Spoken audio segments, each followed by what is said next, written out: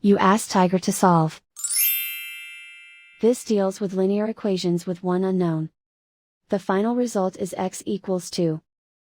Let's solve it step by step. Simplify the expression. Expand the parentheses. Multiply the coefficients. Simplify the arithmetic.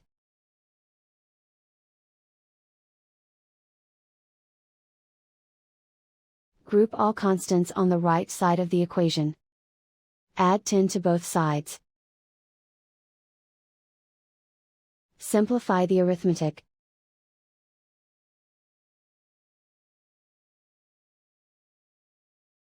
Isolate the x. Divide both sides by 12.